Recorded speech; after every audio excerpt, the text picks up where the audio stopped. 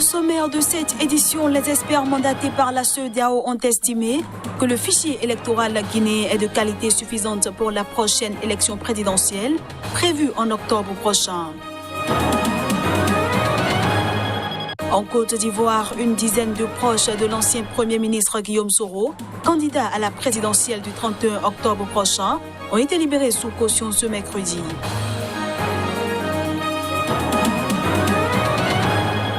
Et puis, après la nomination du président de la transition au Mali, la CEDEAO revient dans le pays pour faire le point sur une possible levée des sanctions et assister à l'investiture du président Ba Ndao. Voilà pour le sommaire. Bienvenue à tous. Le président guinéen Alpha Condé veut pouvoir compter sur sa communauté pour son retour au pouvoir à l'issue de la prochaine élection présidentielle. Il les a appelés à s'unir autour de sa candidature pour un troisième mandat. C'est en malinké, sa langue originelle, que Alpha Condé s'est adressé à sa communauté à Sigiri par visioconférence. Ses propos relayés sur la télévision nationale sonnent comme un appel au rassemblement autour du fils du terroir qui fait face pour la prochaine présidentielle à un bloc de 11 candidats en collectif. Les autres candidats ont fait un bloc pour me combattre, fait constater Alpha Condé, qui y trouve une déclaration de guerre. Cette élection n'est pas seulement une élection, c'est comme si nous étions en guerre, a-t-il déclaré. Dans une précédente intervention, le président guinéen avait déjà mis en garde les membres de sa communauté contre un éventuel vote pour un candidat autre que lui. Tout autre choix serait comme un suffrage accordé à Cellou Dalein Diallo, son principal opposant, soutient-il. Il rappelle aux Malinké un passé qui les aurait opposés à d'autres communautés comme pour faire planer sur eux une culpabilité de trahison au cas où ils voteraient pour quelqu'un d'autre. À 82 ans, Alpha Condé tente de briguer un troisième mandat à la tête de la Guinée après avoir fait retoucher la constitution du pays, remettant ainsi le compteur des mandats à zéro. C'est un coup d'État, accusent ses adversaires. Des milliers de Guinéens sont alors descendus dans la rue pour protester contre la candidature du président sortant. Face à eux, la police, qui a réprimé dans le sang les manifestations. Des dizaines de civils en sont morts. Les experts mandatés par la CEDEAO ont estimé que le fichier électoral guinéen est de qualité suffisante et ce pour la prochaine élection présidentielle prévue le 18 octobre prochain.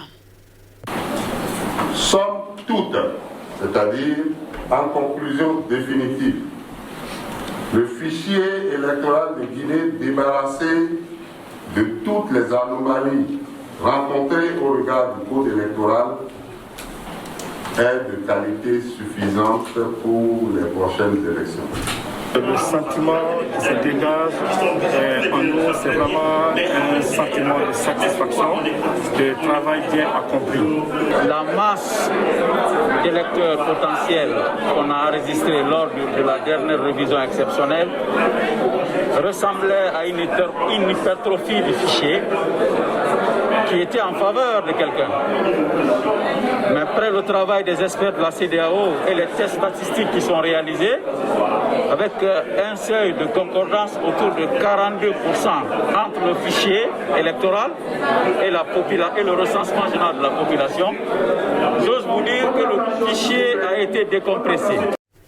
Les voisins du Mali pourraient se prononcer vendredi sur une levée des sanctions imposées à ce pays à la suite du coup d'État militaire du 18 août dernier. C'est ce qu'a indiqué à Bamako l'émissaire de la communauté des États d'Afrique de l'Ouest CEDEAO, Goodluck Jonathan.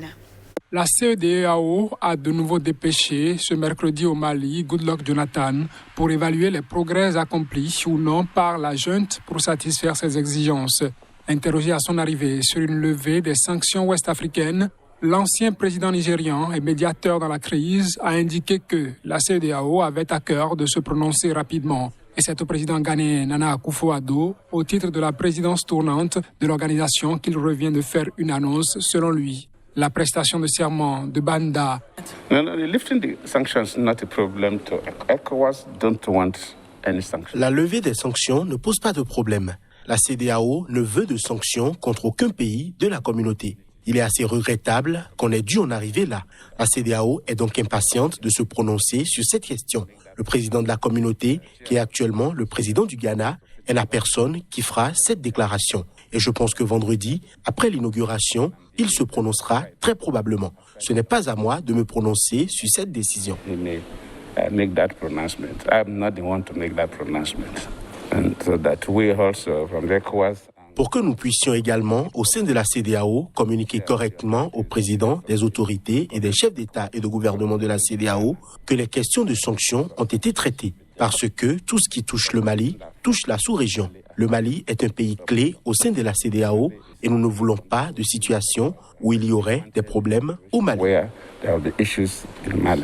Un ancien militaire à la retraite choisi pour présider la période de transition censée ramener les civils au pouvoir est prévu vendredi. Il lui appartiendra de nommer un premier ministre selon le plan de transition retenu par la junte, un choix considéré au Mali comme une affaire de quelques jours au maximum. En Côte d'Ivoire, la justice a libéré sous condition dans la nuit du mercredi à jeudi une partie des proches de Guillaume Soro détenus depuis la fin décembre. Sur 19, ils sont 9 à avoir quitté leur prison. Enfin, nous sommes libres et ce n'est qu'une liberté provisoire, a écrit le député Loukiman Camara dans un SMS à son épouse qu'il a transféré à l'agence France Presse. L'entourage de Guillaume Kibafori Soro, en s'appuyant sur un document signé du doyen des juges d'instruction qui fait état de plusieurs autres libérations, évoque une dizaine de libérations au total. Il s'agit de liberté conditionnelle. Les personnes libérées ne peuvent entrer en contact les unes avec les autres et ne doivent pas faire de cyberactivisme ni participer à des meetings. Une vingtaine de proches de Soro, dont 5 députés, avaient été arrêtés en Côte d'Ivoire fin décembre 2019 après le retour avorté de Soro à Abidjan. La plupart sont accusés de tentative d'insurrection. Amnesty International avait alors jugé très suspectes les poursuites contre Soro et ses partisans, les accusations semblant être motivées par des considérations politiques. Le Conseil constitutionnel a rejeté le 14 septembre la candidature de Soro à la présidentielle ainsi que 39 autres des 44 candidatures, dont celle de l'ex-président Laurent Gbagbo, mais validé celle du président sortant Alassane Ouattara à un 3e mandat controversé. L'opposition a appelé dimanche à la désobéissance civile, accusant le Conseil constitutionnel et la Commission électorale indépendante d'être inféodés au pouvoir. Un haut responsable du parti au pouvoir avait récemment confié qu'il y aurait des mesures d'apaisement dans les prochains jours, alors que la tension monte dans le pays. Ces libérations inattendues et sans annonce publique des autorités pourraient faire partie de ces mesures.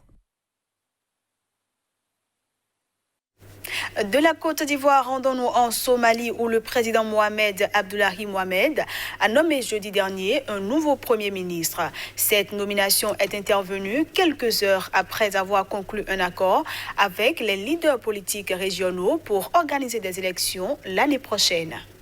Le Parlement somalien entérine la nomination du nouveau Premier ministre Mohamed Hussein lors d'une séance de vote de confiance tenue à Mogadiscio. Le bureau de Farmajo, surnom donné au président, a annoncé tard jeudi la nomination de Mohamed Hussein, un ingénieur civil formé en Suède qui fait ici ses études en politique. Il lui a souhaité de prendre la charge et les tâches à venir avec diligence. Le poste de Premier ministre était vacant depuis le renvoi en juillet par le président de Hassan Ali Kher, officiellement pour avoir échoué à mettre en route l'organisation des élections pleinement démocratiques, initialement prévues pour février 2021. Le gouvernement fédéral de Mogadiscio, soutenu par la communauté internationale, était embourbé dans de longues négociations avec les États régionaux somaliens au sujet de l'organisation de ces élections législatives et présidentielles. Le processus a patiné en raison de désaccords politiques entre Farmajo et les leaders régionaux. La Somalie s'était fixé l'objectif de tenir ses premières élections entièrement démocratiques depuis 1969 en donnant une voix à chaque citoyen lors du scrutin. Les Nations Unies avaient qualifié de réalisation historique l'introduction annoncée d'un système électoral universel en Somalie après des décennies de guerre et d'instabilité. Mais les observateurs de ce pays de la Corne de l'Afrique avaient jugé cette réforme de moins en moins probable en raison des tensions politiques, des aspects techniques et des enjeux de sécurité liés aux insurgés islamistes radicaux Shebab affiliés à Al-Qaïda. Le fragile gouvernement fédéral contrôle seulement une partie du territoire somalien et ce, avec le soutien pourtant crucial de quelques 20 000 hommes de la force de l'Union africaine en Somalie, AMISOM. Enfin, une mission de paix envoyée par le président de la République démocratique du Congo était au contact des miliciens de la coopérative pour le développement du Congo Codeco, secte politico-militaire responsable de massacres des civils dans l'Ituri. La particularité de cette mission est qu'elle est composée d'ex-chefs de guerre. Ils avaient semé la terreur dans l'Ituri il y a quelques années. Certains parmi eux ont d'ailleurs été condamnés pour crimes de guerre. Mais ils retournent dans la même région aujourd'hui, investis d'une mission de paix. Germain Katanga, général des forces armées de la République démocratique du Congo, et l'ex-chef de guerre Floribert Ndiabou sont mandatés par le président Félix Tshisekedi pour aller négocier le désarmement des miliciens de la coopérative pour le développement du Congo, Codeco, secte politico-militaire qui prétend défendre les Landou, une communauté locale majoritairement des agriculteurs. Ces coopératives sont auteurs de massacres des centaines de civils, surtout les membres de la communauté Emma qu'ils soupçonnent de connivence avec l'armée congolaise. Au premier contact avec les miliciens qui sortaient des bois à leur passage, le passé de guerre du chef de la délégation aura permis de les apprivoiser. Floribert Ndiabou était en effet le président du Front des nationalistes et intégrationnistes FNI, groupe politique armé à l'œuvre pendant la première guerre de l'Ituri entre 1999 et 2003. C'est à Masumbuko, un village reculé de la province de l'Ituri, dans le nord-est de la République démocratique du Congo, que les premiers pourparlers ont commencé le lendemain entre les miliciens de ces coopératives, leur chef en tête, avec les désormais médiateurs. De longues heures qui ont permis à la Codeco d'exposer ses griefs et ses exigences. Nous nous battons à cause des violences des FARDC. Les femmes enceintes sont arrêtées sur les routes. Elles sont violées en toute impunité. Le gouvernement ne dit rien. Je demande au EMA de cesser d'attaquer les gens sur les routes. S'ils le font, nous allons continuer la guerre.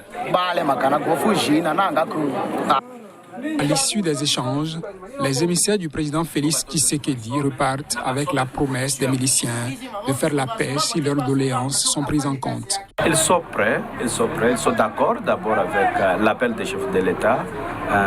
À la fin des comptes, on s'est mis d'accord sur un point que d'un moment à l'autre, dès que le chef de l'État va répondre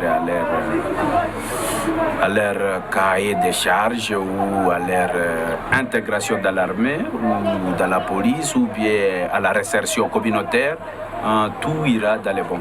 Selon des témoignages recueillis par l'agence France Presse, les affrontements ont considérablement diminué dans la région après le passage de la mission de paix. Fin de cette édition, merci de l'avoir suivi.